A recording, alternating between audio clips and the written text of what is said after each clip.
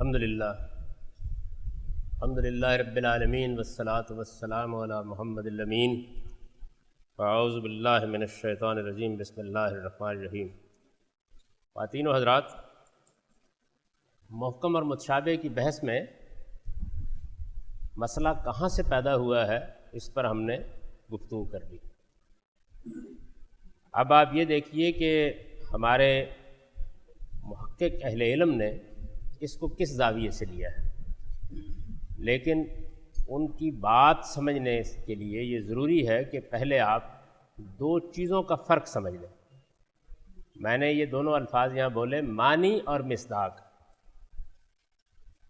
یعنی ان میں کیا فرق ہوتا ہے۔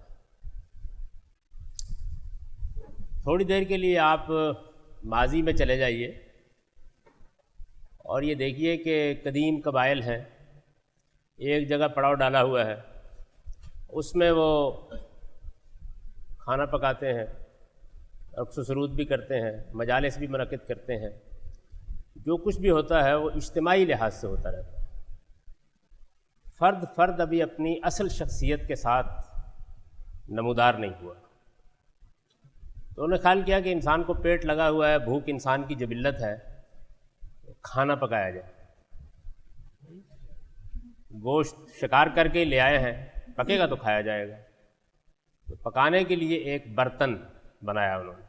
تھوڑی دیر کے لیے تصور کیجیے، اب وہ ایک بڑا سا برتن تھا، پورے قبیلے میں یہ ممکن ہو جاتا تھا کہ اس میں آپ گوشت پکائیں اور سارے لوگ بیٹھ کے کھا لیں۔ انہوں نے اس کو دیگ کا نام دیا، یعنی اس بڑے سے برتن کو دیگ کا نام دیا۔ انسانی تمدن سفر کرتا رہا، قبیلے ختم ہوتے چلے گئے، فرد الگ ہونا شروع ہوا، بڑی دیگ کی جگہ چھوٹے برتن کی ضرورت پڑ گئی۔ اب وہ چھوٹا برتن چولہے پر چڑھا دیا گیا، خیال ہوا اس کا نام کیا رکھا جائے۔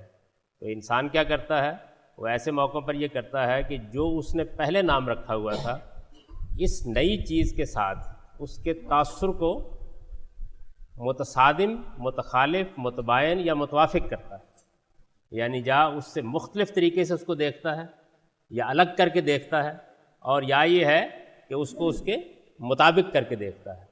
تو جب انہوں نے دیکھا تو انہوں نے کہا کہ اچھا اس کا نیا نام رکھنے کی کیا ضرورت ہے، یہ وہ چھوٹی دیگ ہی تو ہے، تو اس کا نام دیگچا ہو گیا۔ یعنی اب جس وقت ہم نے لفظ دیگچا بولا تو دیگچے کے معنی کیا ہے، چھوٹی دیگ۔ ہم پڑھا رہے تھے، آپ اردو زبان سے واقف نہیں تھے، آپ نے لفظ دیگچا پڑھا، آپ کو اس کے معنی بتائے گئے چھوٹی دیگ۔ کہیے دیگچے کا تصور آیا ذہن میں؟ نہیں آیا، یعنی دیگ آ رہی ہے، چھوٹے کا تصور بھی آ رہا ہے۔ اب آپ کو ہم اٹھا کر یہاں سے گھر لے گئے اور چولہے پر چڑھا ہوا دیگچا دکھا دیا، یہ اصل میں عثمانی کا مصداق ہے، یعنی اب وہ ہمارے بالکل سامنے آ گیا۔ تو بے شمار الفاظ خود زبان میں ایسے ہوتے ہیں کہ جو معنی کے لحاظ سے اپنا مصداق واضح نہیں کرتے۔ مصداق اصل میں دیگچے کا وہ برتن ہے جو آپ کے چولہے پر چڑھا ہوا ہے، اور اس کے لیے کوئی لفظ نہیں تھا ہمارے پاس، یعنی الگ سے کوئی لفظ ہی نہیں تھا، ہمارے پاس لفظ تھا دیگ۔ ہم نے ایک اور کانسیپٹ چھوٹے اور بڑے کا اپنے دماغ سے نکالا، اس میں سے چھوٹے کے لفظ کو دیگ کے ساتھ لگایا، فارسی زبان میں چا چھوٹا، دیگ چا چھوٹی دیگ، تو اس کو ہم نے نکال کے دیگ کے ساتھ لگایا، اس سے ایک معنی پیدا ہوئے چھوٹی دیگ۔ لیکن چھوٹی دیگ کے لفظ کو آپ جس پہلو سے چاہے بولیے، آپ اب بھی دیکھیے کہ اگر کوئی آدمی آپ کو کہے کہ دیگچا کیا ہے تو آپ کہیں چھوٹی دیگ، تو آپ معنی تو بیان کر دیں گے، اس سے مصداق نہیں متعین ہوتا۔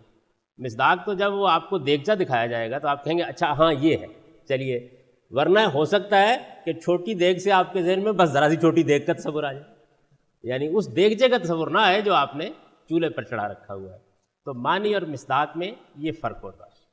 تصور کریں تھوڑی دیر کے لیے کہ آپ میں سے کوئی شخص مریخ پر چلا گیا، اس نے وہاں جا کر کوئی مخلوق دیکھی، ویسی مخلوق نہ اس نے پرندوں میں دیکھی تھی، نہ اس نے جانوروں میں دیکھی تھی، نہ اس نے انسانوں میں دیکھی تھی۔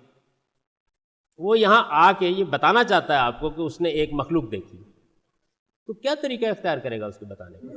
وہ کیا کرتا ہے؟ وہ اصل میں یہ کرتا ہے کہ جو کچھ اس نے وہاں دیکھا اس کا مصداق تو اس نے آنکھوں سے دیکھ لی، اس مصداق کے لیے کوئی لفظ اس کے پاس ہے ہی نہیں، اس لیے لفظ اور اس کے معنی کا سوال پیدا نہیں ہوتا۔ وہ مریخ پر کھڑا ہے، اس نے ایک مخلوق دیکھی، اس مخلوق کے لیے کوئی لفظ وضع ہی نہیں ہوا۔ اس کی وجہ یہ ہے کہ الفاظ تو تب وضع ہوتے ہیں جب کہ کوئی چیز وجود میں آتی ہے یا کوئی تصور وجود میں آتا ہے، پھر اس کے بعد انسان اس کے لیے کچھ آوازیں نکالتے ہیں، پھر ان کے درمیان ایک مشترک تصور پیدا ہوتا ہے، پھر کچھ صدیوں کا سفر ہوتا ہے، پھر لفظ بن جاتا ہے۔ ایسے ہوتا ہے نا، لیکن یہ چیز وہاں ہوئی نہیں۔ وہ تو رات کے وقت کسی نے اس کو اٹھا کر مریخ پر جا کھڑا کر دیا، اس نے ایک مخلوق دیکھی۔ وہ مخلوق اس نے دیکھی تو وہ نہ تو کسی جانور کو ویسا پاتا ہے، نہ کسی پرندے کو ویسا پاتا ہے، یعنی بینے ہی کوئی چیز نہیں۔ اس نے یہاں پرندے دیکھے ہوئے تھے، اس نے جانور دیکھے ہوئے تھے، اس نے انسان بھی دیکھے ہوئے تھے، ان میں سے نہیں، کوئی مختلف مخلوق تھی جو اس نے دیکھی۔ تو وہ جو چیز اس نے دیکھی اس کے لیے دیکھیے لفظ موجود نہیں ہے، اور لفظ موجود نہیں ہے تو کوئی معنی بھی موجود نہیں، لیکن مصداق آنکھوں کے سامنے، یعنی جو چیز ہے وہ سامنے ہے۔ وہ وہاں سے آیا اور زمین پر واپس آ گیا۔ زمین پر واپس آ کر وہ آپ کو بتانا چاہتا ہے کہ اس نے کیا دیکھا ہے، تو کیا کرے گا؟ وہ اصل میں اس مصداق سے ملتے جلتے مصداق ڈھونڈے گا، یہاں یہی کرے گا نا۔ اور اس کے بعد جب وہ ملتے جلتے مصداق ڈھونڈ لے گا تو یہاں جو مصداق پائے جاتے ہیں ان کے لیے لفظ بھی اور معنی بھی ہے۔ تو وہ لفظ اور معنی جو اس سے ملتے جلتے مصداق کے لیے یہاں موجود ہیں، ان کو وہ تھوڑے سے تغیر کے ساتھ اس کے لیے بول دے گا کہ جی میں نے کچھ ایسا دیکھا تھا، یہ بول دے گا نا۔ تو اب مصداق واضح ہو گیا، یعنی معنی کیا چیز ہے اور مصداق کیا چیز ہے۔ مصداق ادھر کچھ مخلوقات ہیں، پرندے ہیں، جانور ہیں، انسان ہیں، ان کے لیے لفظ وضع کیے گئے ہیں، جیسے انسان، جیسے شیر، ان کے معنی ہیں، اس سے ہم واقف ہیں۔ ادھر ایک مصداق موجود ہے، اس کے لیے نہ لفظ ہے نہ معنی ہے۔ تو مصداق کو مصداق کے مطابق کر کے اس کو تعبیر کرنا یہ ہماری مجبوری ہے۔ اس بات کو سمجھ لیجیے، یعنی معنی کیا ہوتے ہیں، لفظ کیا ہوتا ہے، مصداق کیا ہوتا ہے۔ یہ بات سمجھ میں آ گئی۔ تو اب یہ دیکھیے کہ ان حضرات کو کیا مشکل پیش آئی۔ یہ امام راضی ہیں، یہ کہتے ہیں کہ وَأَمَّا الْمُحَقِّقُ الْمُنصِفُ فَإِنَّهُ يَحْمِلُ الْأَمْرَ فِي الْآيَاتِ عَلَىٰ أَقْسَامٍ ثَلَاثَةٍ، یعنی جو آدمی عالم اور محقق بھی ہے اور کسی خاص تعصب میں بھی مبتلا نہیں ہے، ایک انصاف پسند آدمی ہے، یہ کہتے ہیں کہ وہ قرآن مجید کی آیات کو 3 اقسام میں بانٹ دے گا۔ قرآن مجید کی آیات کو 3 اقسام میں بانٹ دے گا۔ احدھا ما یتعقد ظاہرھا بالدلائل العقلیہ، اب چونکہ ان کے نزدیک لفظی دلیل تو کوئی چیز ہی نہیں ہوتی، تو اس وجہ سے پہلی کیا قسم ہے قرآن مجید کی آیات کی کہ جس کا ظاہر، یعنی جو الفاظ سے بظاہر مفہوم نکلا وہ مؤکد ہو جاتا ہے عقلی دلائل سے،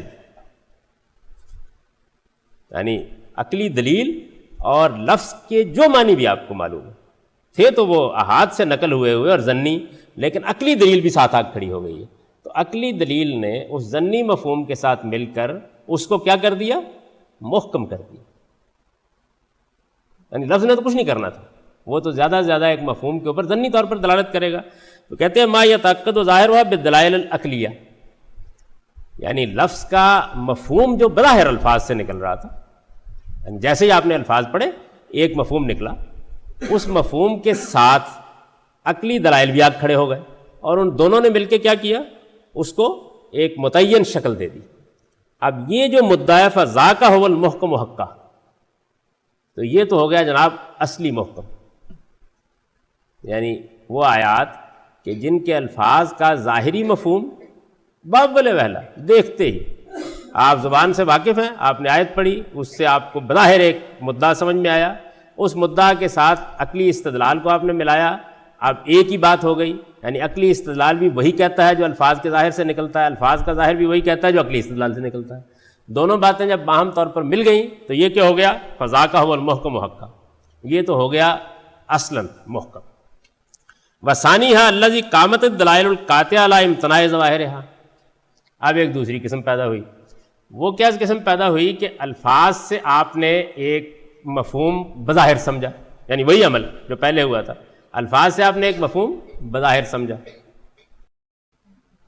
پہلے حصے میں کوئی فرق نہیں ہے، وہاں کیا ہوا تھا، الفاظ سے آپ نے ایک مفہوم بظاہر سمجھا، عقلی دلائل اس کی تائید میں جا کے کھڑے ہو گئے، یہاں بھی وہی عمل ہوا، الفاظ سے آپ نے ایک مفہوم بظاہر سمجھا، عقلی دلائل اس کے خلاف کھڑے ہو گئے، یعنی انہوں نے اس ظاہری مفہوم کو جو آپ سمجھ رہے تھے اس کی نفی کر دی۔ الذی قامت الدلائل القاطعہ علی امتناع ظواہرہا، اور یہ عقلی دلائل بالکل قاطع ہیں، یعنی واضح ہے بالکل یہ بات کہ یہ ظاہر مفہوم اس سے ہو نہیں سکتا۔ کہتے ہیں فذاک هو الذی یحکم فیہ بان مراد اللہ تعالی غیر ظاہرہ، یہ بھی جو صورت ہے، یہ صورت جو ہے، اس کے بارے میں بھی ہم پورے اطمینان کے ساتھ کہہ سکتے ہیں کہ یہاں الفاظ سے بظاہر جو مفہوم نظر آ رہا ہے وہ یقیناً اللہ کی مراد نہیں ہے، یہ بھی محکم ہو گیا۔ الفاظ سے بظاہر جو مفہوم نظر آ رہا تھا، کیونکہ عقلی دلائل اس کے خلاف کھڑے ہوئے ہیں تو اس وجہ سے یہ بھی محکم ہو گیا، کیونکہ اس کے ظاہر کی نفی قطعی ہو گئی عقلی دلائل کے ساتھ۔ وَثَالِثُهَا الَّذِي لَا يُوجَدُ مِثْلُ هَذِهِ الدَّلَائِلَ عَلَىٰ طَرْفِ ثُبُوتِهِ وَانْتِفَائِهِ، اور تیسری صورت کیا ہے؟ تیسری صورت یہ ہے کہ نہ عقلی دلیل ظاہر کی تائید میں موجود ہے، نہ ظاہر کے انتفاع میں موجود ہے، یعنی نہ اس کی تاکید کرتی ہے عقلی دلیل، نہ نفی کرتی ہے۔ فَيَكُونُ مِنْ حَقِّ التَّوَقُّفِ، اب کیا کریں گے؟ آپ کو کہتے ہیں کہ ہاتھ باندھ کے بیٹھے رہو کیونکہ اس کے بارے میں کچھ کہنا ممکن نہیں ہے، توقف کے علاوہ کوئی صورت نہیں۔ وَيَكُونُ ذَلِكَ مُتَشَابِهًا، اب یہ کہیں گے ہم کہ یہ متشابہ ہو گیا، یعنی ان کو واضح کرنا نا کہ اصل میں متشابہ متعین کیا جائے کیا ہے۔ تو دیکھیے انہوں نے کیا طریقہ اختیار کیا، انہوں نے طریقہ یہ اختیار کیا کہ ہم نے آیت پڑھی، آیت کا ایک ظاہری مفہوم ہمارے علم میں آیا، عقلی دلائل کی طرف ہم نے رجوع کیا، انہوں نے بالکل اس کی تائید کر دی اس مفہوم کی، یہ محکم ہو گیا۔ ہم نے ایک آیت کو پڑھا، اس آیت کا مفہوم بظاہر ہمارے سامنے آیا، عقلی دلائل نے اس کی پوری قطعیت سے نفی کر دی کہ یہ مدعا نہیں ہو سکتا، بلکہ اس کا برعکس ہے، یہ مدعا نہیں ہو سکتا، اس کا برعکس ہے، محکم ہو گیا۔ اچھا، ہم نے آیت پڑھی، بظاہر الفاظ سے جو مفہوم سمجھ میں آیا، نہ عقلی دلیل اس کو ثابت کرنے کے لیے یا مؤکد کرنے کے لیے ہے، نہ نفی کرنے کے لیے، دونوں نہیں ہے، تو کیا کریں گے؟ کھڑے ہو جائیں گے کہ نہ اب ادھر کوئی بات قطعیت سے کہی جا سکتی ہے، نہ ادھر کہی جا سکتی ہے، تو کہنا یکون ذالک متشابہا، کس معنی میں؟ بمعنی ان الامر اشتبہ فی، معاملہ اس میں مشتبہ ہو گیا۔ دیکھیے نا، میں نے عرض کیا تھا نا کہ وہ اصل میں کس معنی میں لے رہے ہیں، یعنی معاملہ اس میں مشتبہ ہو گیا ہے۔ ولم یتمیز احد الجانبین عن الاخر، اب اصل میں دو سمتیں ہیں، یعنی ظاہر اور ظاہر کے خلاف والی، دونوں میں سے کسی کی تمیز ممکن نہیں رہی، تو جب دونوں سمتوں میں تمیز ممکن نہ رہے تو وہ متشابہ ہو، یہ امام راضی کا بیان۔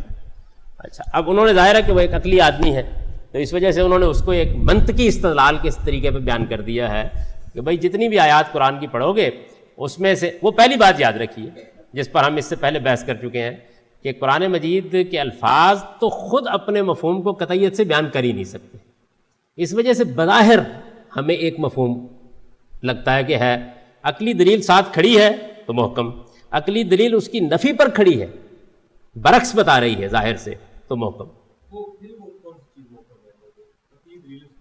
جس چیز کی نفی کی ہے وہ مفہوم محکم ہو گیا۔ مثلا آپ نے کہا کہ بھائی شیر جنگل کا بادشاہ ہے، عقلی دلیل نے بھی آ کے یہ بتا دیا کہ ہاں اس سے مراد وہی شیر ہے جو جنگل میں ہوتا ہے، تو اب یہ محکم ہو گیا۔ آپ نے کہا کس شیر کی آمد ہے کہ رن کانپ رہا ہے، عقلی دلیل آئی اور اس نے نفی کر دی کہ یہ وہ شیر نہیں ہے، تو مجاز محکم ہو گیا نا، یعنی اس کی نفی ہو گئی اور دوسرا پہلو محکم ہو گیا۔ یہ سادہ مثال میں نے آپ کو سمجھا دی، جو مثال وہ دینا چاہتے ہیں وہ مثال آپ کے لیے ذرا بھاری ہو جائے گی، وہ تکلیف مالا یطاق کی ایک پوری بحث ہے جو اس کے بعد انہوں نے کی۔ جی مثلا قرآن مجید میں وہ کہتے ہیں، دیکھیے آپ نے چھیڑ ہی دیا اس بات کو، کہتے ہیں کہ یہ قرآن کہتا ہے لا یکلف اللہ نفسا الا وسعہا، یہ اصل بحث ہے ان کی کہ اللہ تعالیٰ کسی کو اس کی طاقت سے زیادہ تکلیف نہیں دیتا، بظاہر یہ مفہوم آیت سے نکلتا ہے کہ نہیں دیتا۔ وہ کہتے ہیں عقلی دلائل اس کے خلاف کھڑے ہیں، عقلی دلائل اس کے خلاف کھڑے ہیں، قرآن کے دلائل اس کے خلاف کھڑے ہیں، قطعی دلائل اس کے خلاف کھڑے ہیں۔ اللہ تعالیٰ دیتا ہے تکلیف مالا یطاق، اس نے کہا کہ ابو لہب ایمان نہیں لائے گا اور پھر کہا کہ ایمان لاؤ، مثلاً دیتا ہے. اس نے لوگوں کو کھڑا کیا اور کہا کہ ان کی کمر تختہ کر دی اور کہا سجدہ کرو. قیامت میں آتا ہے نا یہ بات, اگر دیتا ہے اللہ تعالیٰ کی. جب دیتا ہے یہ ثابت ہو گیا تو اس کا مطلب ہے کہ لا یکلف اللہ نفسا الا وسعہا کا جو مفہوم بظاہر نظر آ رہا ہے اس کا الٹ مفہوم مراد ہے. طے ہو گیا, یہ بھی محکم ہو گیا. تو اس وجہ سے یہ ان کا طریقہ ہے. اب وہ کہتے ہیں کہ جہاں یہ دونوں صورتیں ہو گئیں, یعنی یا تو الفاظ جو بظاہر مفہوم بیان کر رہے ہیں عقلی دلیل بھی اس کے ساتھ کھڑی ہو گئی ہے, قصہ ختم ہو گیا, محکم ہو گیا. عقلی دلیل نے آ کر نفی کر دی, یعنی یہاں ہمیں اب کوئی تردد, ان کے خیال میں کوئی تردد نہیں رہا, دیتا ہے اللہ تعالیٰ تکلیف ما لا یطاق. تو جو مدعا ظاہر الفاظ سے نکل رہا تھا اس کا برعکس مدعا جو ہے اس پر ہم مطمئن ہو گئے. جب مطمئن ہو گئے, وہ تو خیر مطمئن ہو ہی گئے ہوں گے, معلوم نہیں آپ بھی ہو یا نہیں, تو جب مطمئن ہو گئے تو قصہ ختم ہو گیا, یہ بھی محکم ہو گیا.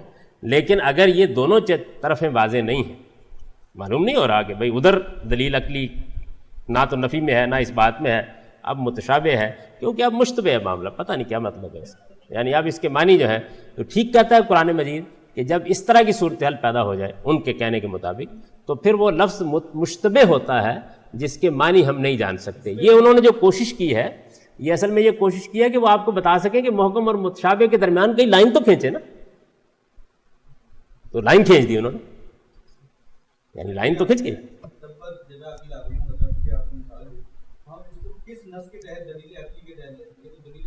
نہیں, میں تو ان کا موقف جو ہے وہ بتا رہا ہوں آپ کو, یعنی یہ نہیں بیان کر رہا کہ ان کا موقف صحیح ہے یا غلط ہے. میں تو آپ کو یہ بتا رہا ہوں کہ وہ اپنا موقف یہ بیان کرتے ہیں اس میں, یعنی ان کو یہ مسائل درپیش ہے اور وہ اس طریقے سے اس کو بیان کرتے ہیں. یعنی یہ نہیں میں عرض کر رہا کہ ان کا موقف ٹھیک ہے یا غلط ہے, نہ وہ اس وقت ہمارا موضوع ہے. ہمارا موضوع تو اس وقت یہ ہے کہ ہم یہ سمجھیں کہ وہ متشابہ کس کو کہتے ہیں. وہ میں نے آپ کو سمجھانے کی کوشش کی کہ متشابہ کہتے کس کو ہیں. اچھا, آپ یہ دیکھیے کہ ایسا نہیں ہے کہ یہ امام راضی کے ساتھ معاملہ ختم ہو گیا.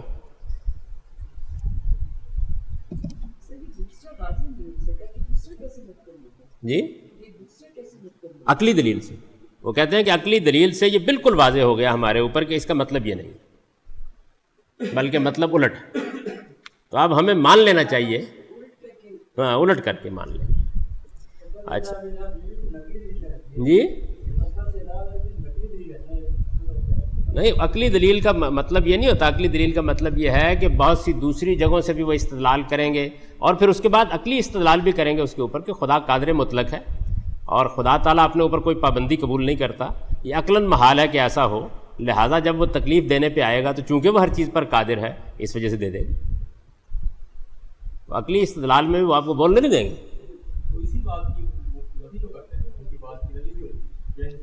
ہاں بالکل, یہ تو آپ امام راضی سے بحث کیجیے گا. میں نے صرف یہ بتایا ہے کہ وہ بات کو کیسے بیان کرتے ہیں. اگر میں اس بحث میں اتر جاؤں کہ ان کی بات ٹھیک ہے یا غلط ہے تو یہ اصل میں اس موضوع سے تجاوز ہو جائے گا. دیکھیے بات یہ ہے کہ یہ زمخشری ہیں, انہوں نے بالکل یہی بات کہی ہے. وہ کہتے ہیں محکمات احکمت عبارتها بیان حفظت من الاحتمال والاشتباہ.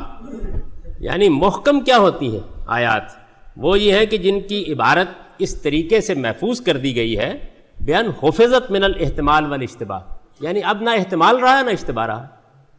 وہی اشتباہ کا نقیض, عبارت مشتبہ نہیں رہی, مدعا مشتبہ نہیں رہا تو محکم ہو گیا. متشابہات زمخشری کہتے ہیں مشتبہات, یعنی اس کا ترجمہ یہ کرتے ہیں مشتبہات محتملات, یعنی وہ جن میں مفہوم کو متعین کرنے میں اشتباہ ہوتا ہے, وہ جن میں مفہوم کا احتمال ہوتا ہے. تو یہ انہوں نے اس کا مطلب بیان کر دیا.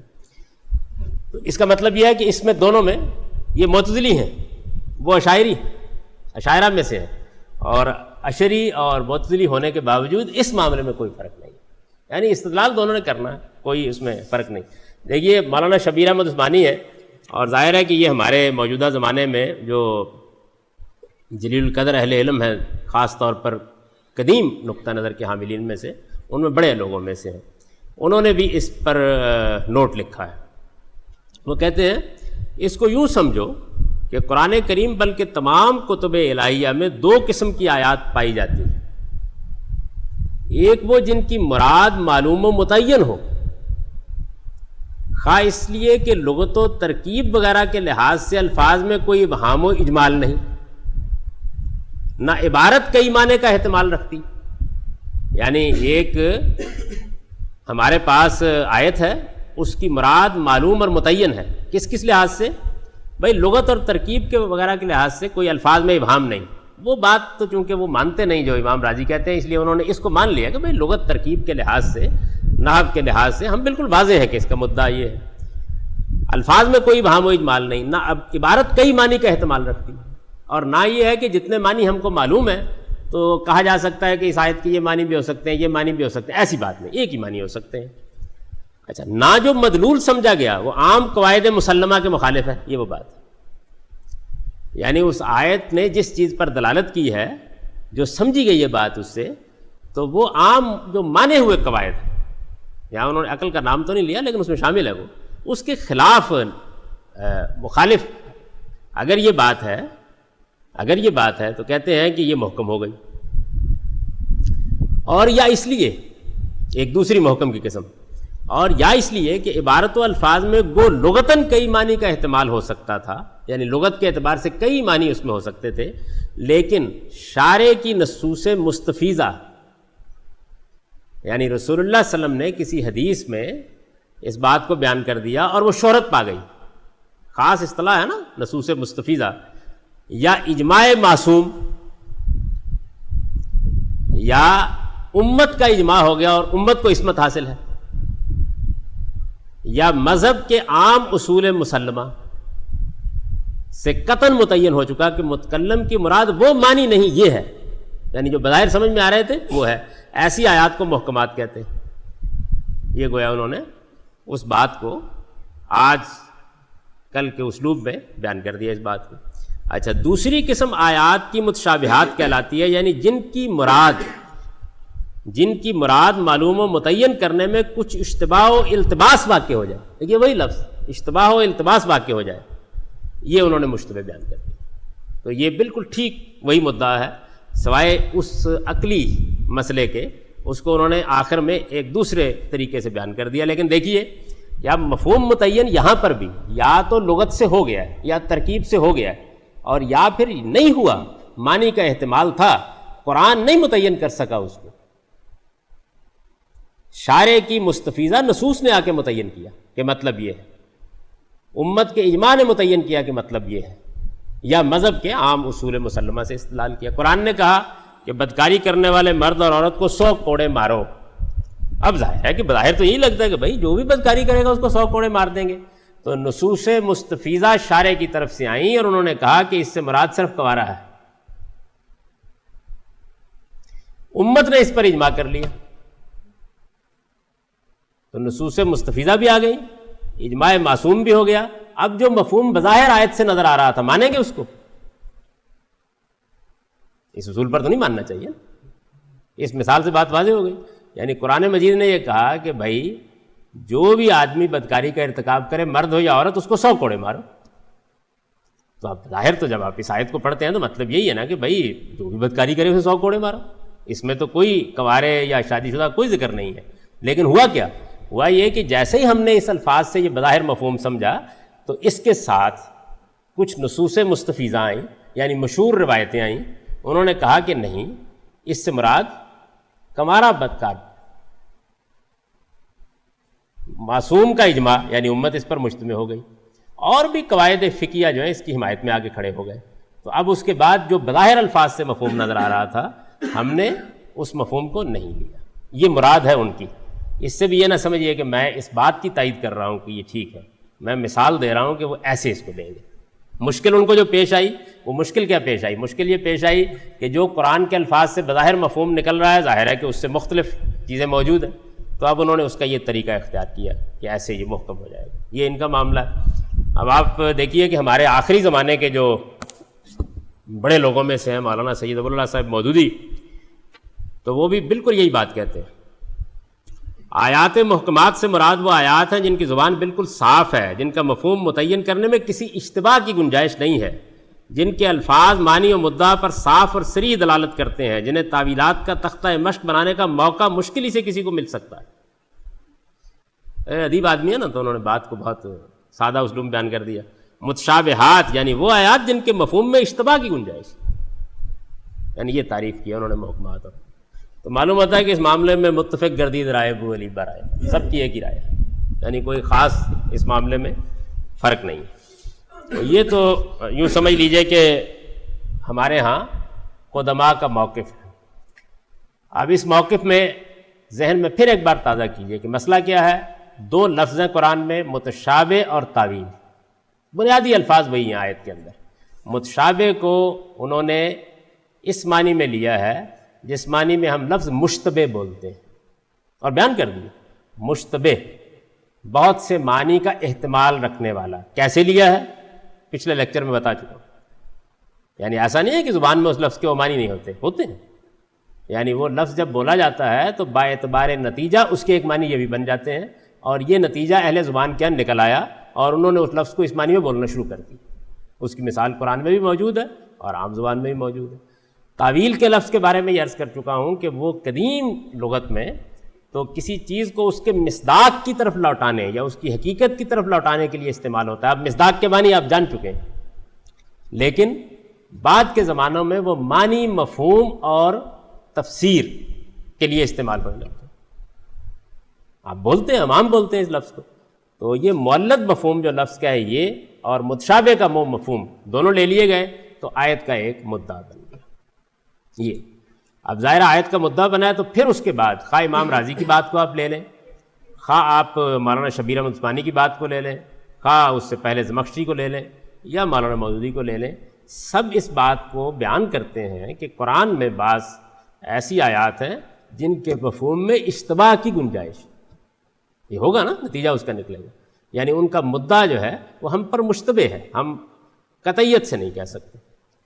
میں نے عرض کیا تھا کہ جب بھی کسی چیز کو جاننا ہو تو ہمیشہ اس کی اصل میں جانا چاہیے، تو یہاں غلطی جو ہوئی ہے وہ پہلے لفظ متشابہ کے معنی متعین کرنے میں ہوئی، اور دوسری غلطی تعویل کے لفظ کو مولد مفہوم میں لے لینے میں ہوئی۔ دوسری غلطی یہ، متشابہ کا لفظ اصل میں کس معنی میں استعمال ہوا؟ یہاں اپنے اصل معنی میں استعمال ہوا ہے، یعنی چیز کا ملتا جلتا ہونا۔ ملتا جلتا ہونا ایک تو اس پہلو سے ہے جیسے کتابم متشابہ مثانی میں آیا کہ قرآن مجید کی آیات ہم رنگ اور ہم آہنگ ہیں، وہ ایک دوسرا مفہوم بن جاتا ہے اس کا۔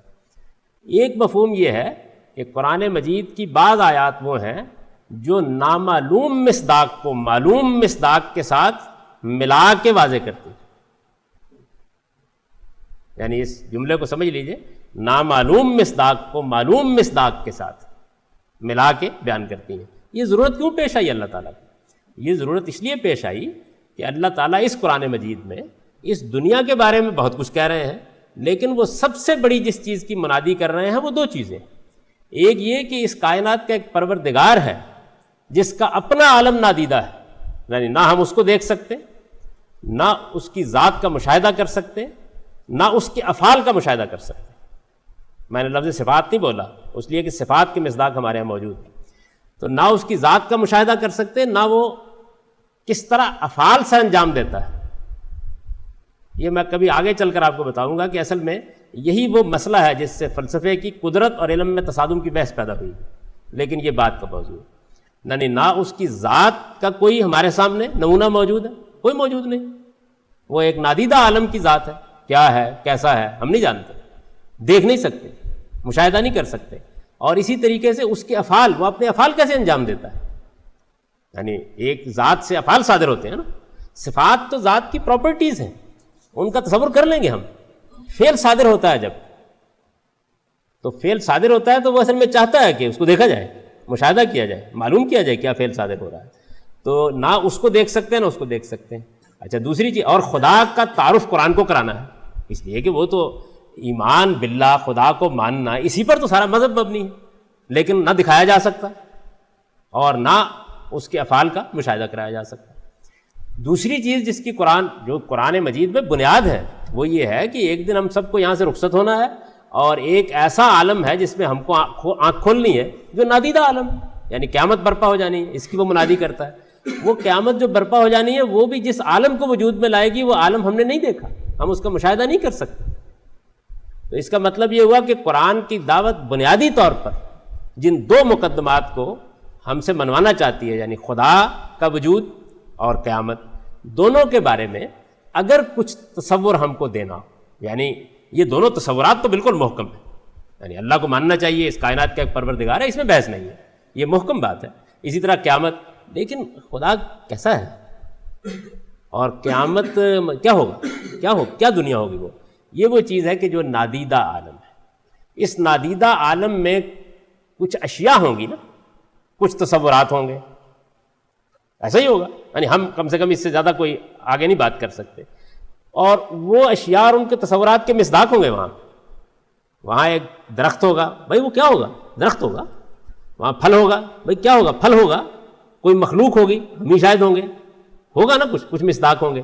اب وہ جو مصداق ہوں گے ان کے لیے زبان میں کوئی الفاظ موجود نہیں ہے، جیسے میں نے آپ کو مریخ کی مثال دی، اس لیے کہ نہ وہ دیکھے گئے، نہ ان سے کوئی تصور یہاں وجود میں آیا، تو کیسے ان کے لیے الفاظ تو ہے نہیں زبان میں. اگر ان کا کوئی تصور دینا ہو، بیان کرنا ہو، تو کیا طریقہ اختیار کیا جائے؟ طریقہ اس میں یہی اختیار ہو سکتا ہے کہ اس مصداق کو اس جگہ اس سے ملتا جلتا جو مصداق ہے ان دونوں کے برابر رکھ کر جو الفاظ اس کے لیے بولے جا رہے ہیں ان کو اس کے لیے بول دیا جائے. یعنی یہی طریقہ اختیار کریں گے نا، اب کوئی طریقہ اور نہیں.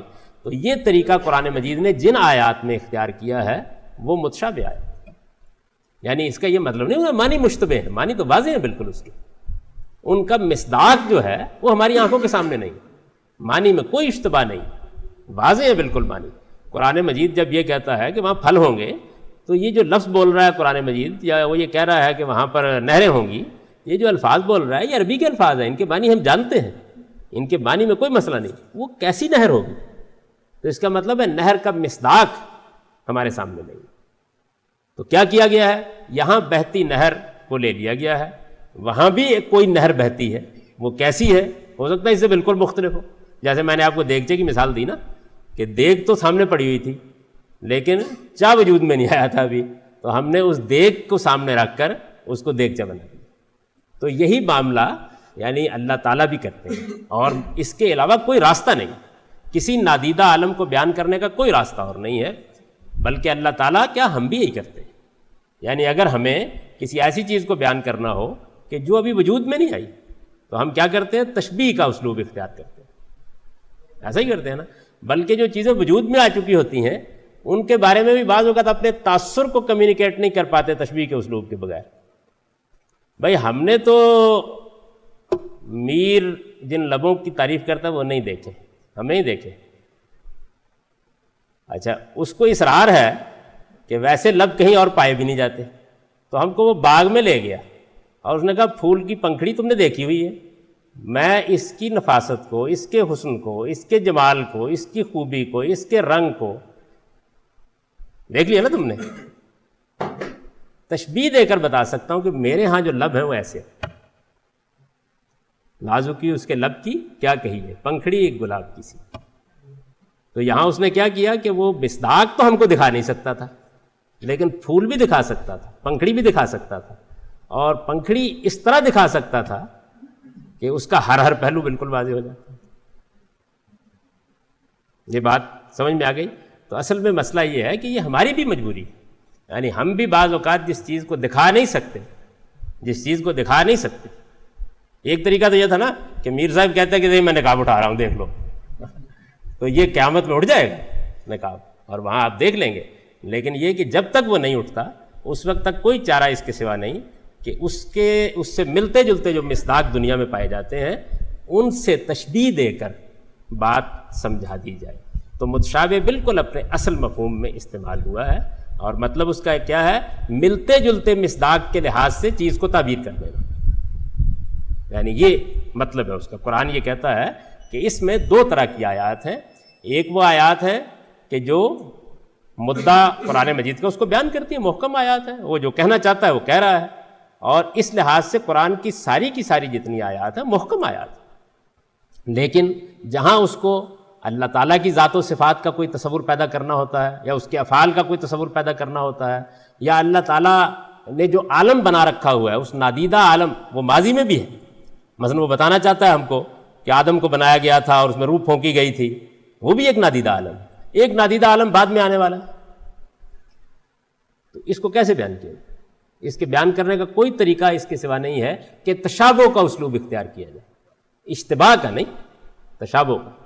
تو یہ جو قرآن مجید کی جو مشتبہ آیات جن کو کہتے ہیں، وہ مشتبہ نہیں، متشابہ آیات ہیں، یعنی ان میں تشبیہ کا طریقہ اختیار کر کے ایک چیز کو دوسری چیز کے ساتھ مطابقت دے کر اس کا تصور ہمارے ذہن میں پیدا کیا گیا ہے۔ اس کے علاوہ کوئی اور رستہ اگر موجود ہو اس بات کو بیان کرنے کا تو امام راضی اور زمخشری کو ضرور بتانا چاہیے، لیکن ایسا ہے کوئی، یعنی یہی ایک طریقہ، اور کوئی طریقہ ہمارے پاس پایا ہی نہیں جاتا، ہم مجبور ہیں کہ اسی طریقے کو اختیار کریں۔ یہ بات سمجھ میں آ گئی؟ اچھا، اب یہ دیکھیے کہ یہ جو آیتیں ہیں ان کے معنی میں بھی جانتا ہوں، آپ بھی جانتے ہیں، زمخشری بھی جانتا ہے، راضی بھی جانتا ہے، ان کے معنی ہم سب جانتے ہیں، ان کا مصداق ہم میں سے کسی کو معلوم نہیں، ایسا ہی ہے نا؟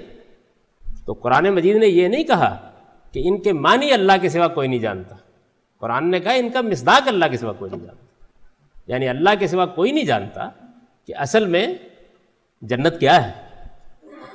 اللہ تو جانتا ہے، یعنی وہ تو دیکھ رہا ہے اپنی جنت کو، وہ ماضی کو بھی دیکھ رہا ہے، مستقبل کو بھی دیکھ رہا ہے، لیکن زمخشری اور راضی نہیں جانتے، میں اور آپ نہیں جانتے، ہمیں نہیں معلوم۔ تو اللہ تعالیٰ نے جو جنت بنائی ہے یا جہنم بنائی ہے یا جو بھی نادیدہ عالم ہے اس کا، یا وہ اپنے صفات و اوصاف کو بیان کرتا ہے یا اپنے افعال کو بیان کرتا ہوگا، نفخت فیہ من روحی، میں نے اس میں اپنی پھونک دی، ایک واقعہ بیان کرتے ہیں اللہ تعالیٰ۔ اب ظاہر ہے کہ نہ ہم نے ان کو دیکھا ہے، نہ ہم یہ جانتے ہیں ان کی پھونک کیا ہوتی، نہ یہ جانتے پھونکنا کیا چیز، لیکن جو کچھ بھی ہوا ہے وہ پھونکنے کے عمل سے کچھ ملتی جلتی چیز ہے، تو اسی کے الفاظ ہماری زبان سے لے کر اللہ تعالیٰ نے وہ بات ہم تک کمیونیکیٹ کر دی۔ تو ایسی تمام آیات جو ہیں یہ متشابہ آیات ہیں، اور یہ اپنے مدعا اور مفہوم میں ہرگز مشتبہ نہیں ہوتی، واضح ہوتی ہیں۔ ہم ان کا مفہوم اور مدعا بیان کر سکتے ہیں، اس پہ بحث کر سکتے ہیں، اس کو متعین کر سکتے ہیں۔ یہ اگر بات سمجھ میں آ گئی ہے تو اس کے بعد جو کچھ میں نے لکھا ہے اسے سمجھنے میں کوئی دقت نہیں ہوگی۔ یعنی یہ واضح ہو گیا کہ غلطی کہاں سے لگی، غلطی دو جگہ سے لگی ہے۔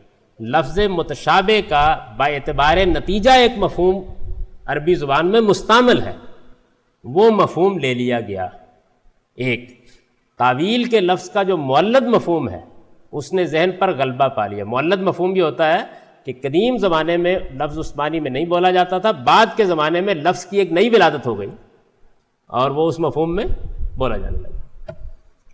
تو جس طرح میں نے پچھلی بحث میں آپ کو بتایا تھا کہ وہاں بھی غلطی کہاں ہوئی ہے کہ لفظ کے سفر کو، لفظ کے وجود کو اور اس کے معنی کے وجود کو، اسلوب کے وجود کو اور اس کے مدعا کے وجود کو واقعے پر قیاس کر لیا گیا، جبکہ واقعہ ماضی میں ہوتا ہے پھر اس کے بعد ختم ہو جاتا ہے، پھر صرف اس کا تاریخی بیان باقی رہ جاتا ہے۔ لفظ صدیوں میں پیدا ہوتا ہے، اپنا سفر جاری رکھتا ہے، اور یہ سفر سوائے اس کے کہ لفظ متروک ہو جائے کبھی ختم نہیں ہوتا، یہ جاری ہوتا ہے۔ یعنی لفظ جو ہے وہ اصل میں ایک متواتر عمل ہے جو جاری ہے، اس کو لغت بیان کر رہی ہوتی ہے، اس کو نحو بیان کر رہی ہوتی ہے، اس کو بلاغت سمجھا رہی ہوتی ہے۔ یعنی ان فنون کے علماء اصل میں مورخین نہیں ہوتے، بلکہ جو کچھ موجود ہے اس کو بیان کر کے استخراج کر رہے ہوتے ہیں، بتا رہے ہوتے ہیں کہ یہ کیا چیز ہے۔ تو وہاں بھی میں نے آپ کو بتایا کہ منشا جو غلطی کا ہے وہ لفظ کے سفر کو، یعنی لفظ کا جو معنی کے ساتھ سفر ہوتا ہے، لفظ کے سفر کو واقعے پر قیاس کرنا ہے۔ لفظ کوئی ماضی کا واقعہ نہیں ہوتا، ہرگز نہیں۔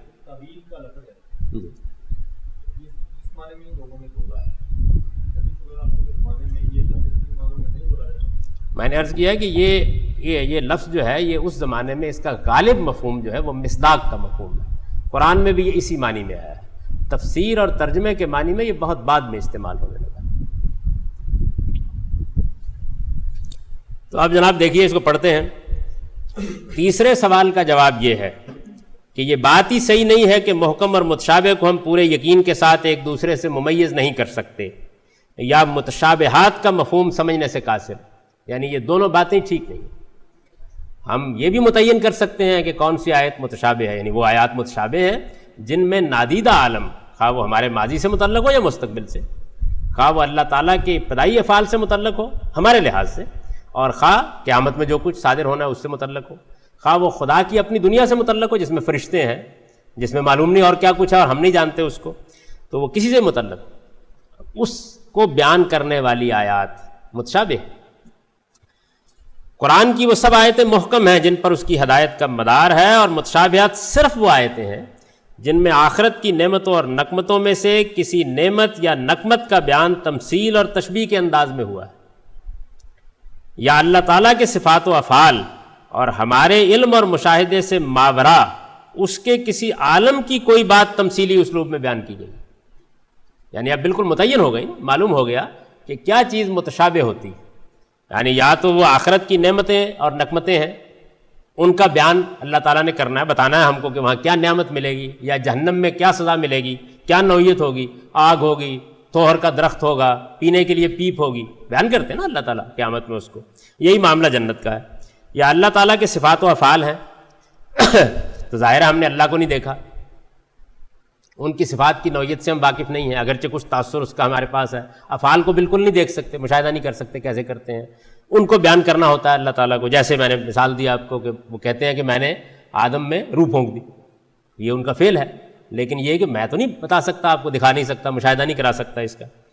اچھا، یا ہمارے علم اور مشاہدے سے ماورا اس کے کسی عالم کی، یعنی اللہ تعالیٰ کا کوئی جہان ہے، ہمارے مشاہدے اور علم سے ماورا ہے، اس کی کوئی بات تمثیلی اسلوب میں بیان کی گئی ہے۔ مثلا آدم میں اللہ تعالیٰ کا اپنی روح پھونکنا، یا سیدنا مسیح علیہ السلام کا بن باپ کے پیدا کرنا، یا جنت اور جہنم کے احوال و مقامات وغیرہ، یعنی یہ وہ چیزیں ہیں کہ جن کے بارے میں یہی اسلوب اختیار کیا جا سکتا ہے۔ وہ سب چیزیں جن کے لیے ابھی الفاظ وجود میں نہ آئے ہوں، وہ سب چیزیں جن کے لیے ابھی الفاظ وجود میں نہ آئے ہوں، انہیں تمثیل اور تشبیہ کے اسلوب ہی میں بیان کیا جا سکتا ہے۔ یہ وہی بات ہے جس کی میں وضاحت کر چکا ہوں۔ آج سے 2 صدی پہلے ہم میں سے کوئی شخص اگر مستقبل کا علم پا کر بجلی کے کمکموں کا ذکر کرتا تو غالباً اسی طرح کرتا کہ دنیا میں ایسے چراغ جلیں گے جن میں نہ تیل ڈالا جائے گا اور نہ انہیں آگ دکھانے کی ضرورت ہوگی۔ ایسی بیان کرتا، یعنی ایک نادیدہ عالم جو اب دیدہ ہے، اب تو ہم دیکھتے ہیں نا، اس کے لیے الفاظ وجود میں آ چکے ہیں، اب اس کو تعبیر کرنے میں کوئی مشکل پیش نہیں آتی۔ لیکن اگر آج سے 2 صدی پہلے، 3 صدی پہلے اس بجلی کے جلتے ہوئے کمکموں کا عالم بڑی معمولی، غیر معمولی چیز ہے، یعنی ایک ایسی چیز انسان کی گرفت میں آ گئی جس سے ایک نئی دنیا وجود میں آئی، اس کو اگر 2 صدی پہلے کوئی بیان کرنا چاہتا تو کیسے بیان کرتا؟ ایسے ہی بیان کرتا۔ متشابہ آیات کی نوعیت بالکل یہی ہے، وہ نہ غیر متعین ہے نہ ان کے مفہوم میں کوئی ابہام، یعنی وہ متعین ہے، ہم بتا سکتے ہیں کہ یہ آیت متشابہ ہے اس اصول کے اوپر جو موجود ہے، اور نہ ان کے مفہوم میں کوئی ابہام ہے، ان کا مدعا بالکل واضح ہوتا ہے، یعنی ان میں کوئی سمجھنے میں دقت نہیں ہوتی۔ ان کے الفاظ عربی مبین ہی کے الفاظ ہیں، اور ان کے معنی بھی ہم بغیر کسی تردد کے سمجھتے ہیں، یعنی معنی سمجھنے میں کوئی مسئلہ نہیں ہوتا۔ ہاں یہ ضرور ہے کہ ان کی حقیقت ہم اس دنیا میں نہیں جان سکتے، یعنی یہ بالکل ٹھیک، ان کی حقیقت ہمارے جاننے کی چیز نہیں، لیکن اس جاننے یا نہ جاننے کا قرآن کے فہم سے چونکہ کوئی تعلق نہیں ہے، اس لیے کسی صاحب ایمان کو اس کے درپے بھی نہیں ہونا چاہیے۔ یعنی بھائی اب ہم نے یہ بات سمجھ لی کہ اللہ کی نعمت جنت کی صورت میں ملے گی، یہ بات تو بالکل محکم ہے، اور اس نعمت میں ہمارے لیے آنکھوں کی بڑی ٹھنڈک موجود ہے، اور ہمارے تمام جبلی تقاضے، فطری تقاضے اس میں پورے ہو جائیں گے، اور آخری درجے میں پورے ہو جائیں گے، بات سمجھ میں آ گئی۔ لیکن یہ کہ اب کوئی آدمی اس کے درپے ہو جائے کہ جی وہ جو جہنم میں تھور کا درخت ہوگا کیسا ہوگا، تو ندیم حیدر ہو جائے گا، ہو جائے گا نا۔ یہ ہنس رہے تھے، میں نے اس لیے ان کا نام لے دیا۔ یعنی یہ بات جاننے کے درپے ہو جانا کہ یہ اصل میں کیا ہے، جنت میں نہریں بہتی ہوں گی، بھائی وہ نہر کا تصور قائم کرنے کی کوشش کرنا اور اس میں لڑ بھڑ کے بیٹھ جانا، تو یہ کیا چیز ہے؟ بات واضح ہو گئی کہ اللہ کی نعمتیں ہم کو میسر آ جائیں گی وہاں۔ استاد امام امین حسن اصلاحی اس کی وضاحت میں لکھتے ہیں، یہ باتیں جس بنیادی حقیقت سے تعلق رکھنے والی ہوتی ہیں وہ بجائے خود واضح اور مبرہن ہوتی ہے، یعنی یہ بات جو ہے جس بنیادی حقیقت سے تعلق رکھتی ہے وہ ہے جزا و سزا، قیامت میں اللہ تعالیٰ کی نعمتوں کا ملنا یا سزا کا ملنا، تو یہ بالکل واضح اور مبرہن ہوتی ہے۔ عقل اس کے اتنے حصے کو سمجھ سکتی ہے جتنا سمجھنا اس کے لیے ضروری ہوتا ہے، البتہ چونکہ اس کا تعلق ایک نادیدہ عالم سے ہوتا ہے، اس وجہ سے قرآن ان کو تمثیل و تشبیہ کے انداز میں پیش کرتا ہے، تاکہ علم کے طالب بقدر استعداد ان سے فائدہ اٹھا لیں اور ان کی اصل صورت و حقیقت کو علم الہی کے حوالے کریں۔ یعنی صحیح رویہ یہ ہے کہ آدمی جتنا اللہ نے علم دیا ہے ان کا، اس پر اس کا شکر ادا کرے اور اصل حقیقت کے درپے ہونے کی بجائے اس کو اللہ کے حوالے کر دیں۔ جب اللہ تعالیٰ چاہیں گے پردہ اٹھائیں گے، معلوم ہو جائے گا۔ یہ باتیں خدا کی صفات و افعال یا آخرت کی نعمتوں اور اس کے اعلام سے تعلق رکھنے والی ہوتی ہیں۔ ان کا جس حد تک ہمارے لیے سمجھنا ضروری ہے اتنا ہماری سمجھ میں آ جاتا ہے اور اس سے ہمارے علم و یقین میں اضافہ ہوتا ہے، لیکن اگر ہم اپنی حد سے آگے بڑھ کر ان کی اصل حقیقت اور صورت کو اپنی گرفت میں لینے کی کوشش کریں تو یہ چیز فتنہ بن جاتی۔ یعنی آپ نے بحث کا یہ دروازہ کھول دیا کہ وہ جو جہنم میں درخت ہوگا اور آگ بھی جل رہی ہوگی تو پھر وہ درخت کیسا ہوگا کہ جو آگ سے نہیں جلے گا؟ مسئلہ پیدا ہو گیا نا۔ یہ قرآن میں بیان ہوا ہے یہ تمثیل کہ خود مشرکین نے یہ بحث اٹھا دی کہ دیکھیے کیسی خلاف عقل باتیں بیان کرتے ہیں۔ یہ کہتے ہیں کہ وہاں پر آگ بھی ہوگی اور وہاں پر تھور کا درخت بھی ہوگا، تو بھائی آگ ہوگی تو درخت نہیں ہوگا اور درخت ہوگا تو آگ نہیں ہوگی۔ یعنی یہ اصل میں اس دنیا پہ قیاس کرنا ہے ایک چیز کو۔ لیکن اگر ہم اپنی حد سے آگے بڑھ کر ان کی اصل حقیقت اور صورت کو اپنی گرفت میں لینے کی کوشش کریں، یہ دیکھیے معنی نہیں، مفہوم نہیں، اصل حقیقت اور صورت اس کو گرفت میں لینے کی کوشش کریں تو یہ چیز فتنہ بن جاتی ہے، اور اس کا نتیجہ صرف یہ نکلتا ہے کہ انسان اپنے ذہن سے شک کا ایک کانٹا نکالنا چاہتا ہے اور اس کے نتیجے میں بے شمار کانٹے اس کے اندر چبھا لیتا ہے، یہاں تک کہ اس نایافتہ کی طلب میں اپنی یافتہ دولت کو بھی ضائع کر بیٹھے۔ یعنی پھر نوبت یہاں تک پہنچ جاتی ہے کہ گئے تو تھے کسی نایافتہ کو لینے کے لیے، لوٹ کے آئے تو اپنے کو بھی کھوائے، غالب کے الفاظ میں اپنے کو بھی کھوائے، یہی ہوتا ہے۔ اور نہایت واضح حقائق کی اس لیے تکذیب کر دیتا ہے کہ ان کی شکل و صورت ابھی اس کے سامنے نمایاں نہیں ہوئی۔ یعنی بات بالکل واضح تھی لیکن صرف اس لیے اس کی جھٹلا دیا کہ مجھ پر یہ واضح نہیں ہو رہا کہ تھور کا درخت کیسا ہوگا، یا جنت میں نہر کیسی ہوگی، یا شہد کیسے نہر میں بہے گا۔ ایمان ہونا پہلے ضروری ہے، یعنی آپ متشابہات کو سمجھنا چاہتے ہیں پہلے آپ کو ایمان لانا پڑے گا، پھر آپ اس بحث میں نتیجے تک پہنچ سکتے ہیں۔ سمجھ تو ہم بالکل لیں گے، یعنی ایک آدمی جو ہے اس کو جب یہ بات واضح ہو گئی عقلی دلائل کے ساتھ کہ قیامت ہونی چاہیے، تو اب قیامت کا اللہ تعالیٰ نے ایک تصویر سامنے رکھی ہے ہمارے، اس کو سمجھنے میں کسی عاقل کو کوئی دقت نہیں ہے، ایمان کی کوئی ضرورت نہیں، اس کے لیے سمجھ میں آ جائے گا کہ بھائی نہریں ہوں گی اور اس میں یہ نعمتیں ہوں گی، یہ سمجھ میں تو آ گیا۔ ایمان لانا تو جنت پہ لانا ہے، ایمان لانا تو روز و جزا پر لانا ہے۔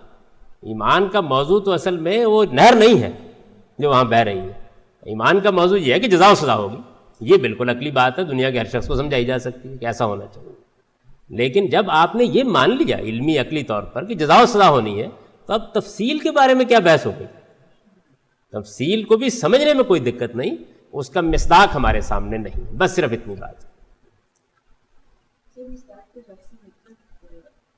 یعنی یہ جو ہم نے معنی بولے ہیں یہ کس چیز پر صادق آتے ہیں؟ ہم نے دیکھا یہ کس چیز پہ صادق آتے ہیں؟ وہ جو آپ کے گھر میں بورچی خانے میں پڑا ہوا ہے، بالکل دوسرے لفظوں میں اس طرح بیان کر دیتے ہیں کہ اس چیز کی حقیقت کیا ہے۔ وقت ہو گیا تو بہرحال اب اگلا جو پیراگراف ہے اس کو ہم پڑھ تو نہیں سکتے 2 منٹ میں۔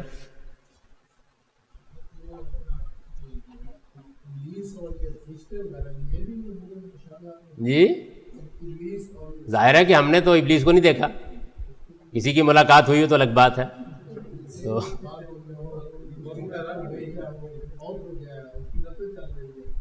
نہیں یہ تو ایک الگ بحث ہے نا، کیا ہے کیا نہیں۔ ہم نے ابلیس کو نہیں دیکھا، ہم نہیں جانتے کہ ابلیس کیا ہے، جنات کیا ہیں، اللہ تعالیٰ نے اس کی ہم کو اطلاع دی ہے اور جو ممکن انداز ہو سکتا تھا اس میں بات سمجھا دی، بس اس سے زیادہ ہمارے لیے ممکن ہی نہیں۔